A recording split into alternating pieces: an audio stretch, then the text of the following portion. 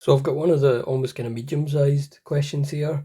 A program should generate a list of unique random integers between the lower and upper limit chosen by the user. So these three things have been entered by the user, and then this is the output. We have to identify two boundaries. I know there was a little bit of discussion around this question among some teachers. I'm not going to get into it. The things that they would have accepted here as boundaries are that, for example, with that number of values, well, that would have to be greater than 0. It would have to be at least 1. The number of values, it must be an integer, because you can generate half a value greater than 0. That would be one example. Well, the maximum would have to be greater than the minimum.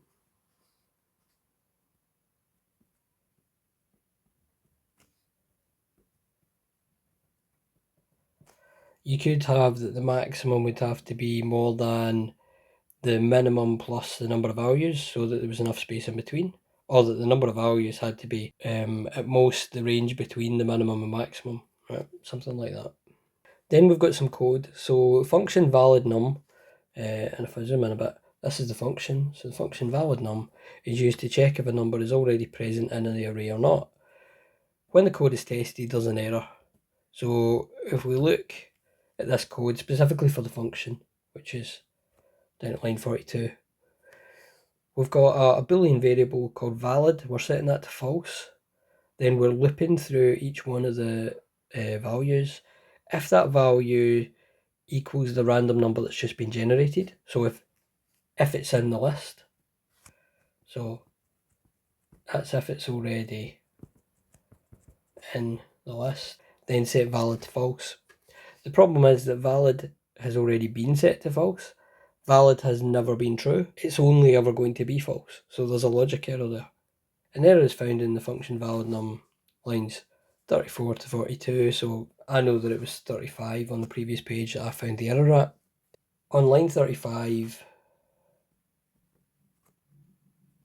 it should set valid to true, not false. And the reason for that is it's already false, so it would just always be false. It would never change. Describe the effect of this error when lines 63 to 70 are executed. So if we look back, lines 63 to 70, so this is calling the function. That says while valid num, so we're calling the function in there. So that's jumping up, it's executing this and then it's coming back. While valid num, these parameters equals false.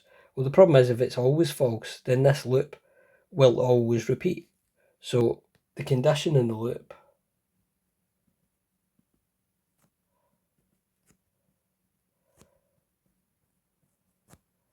that'll always be met.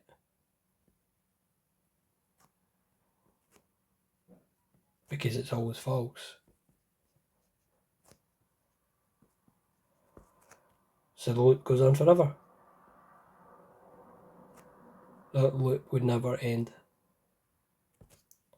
Now the error's been corrected and the code now works as expected. Describe how this valid num function could be made more efficient. So if we look at the function, looking through all the existing values, is it there?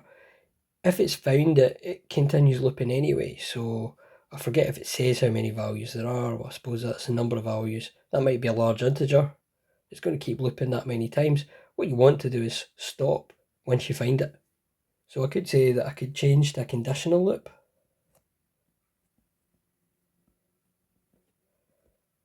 Instead of just kind of blindly looping through every one. And stop when valid equals false. Or another way of writing that would be stop when the number is found in the list.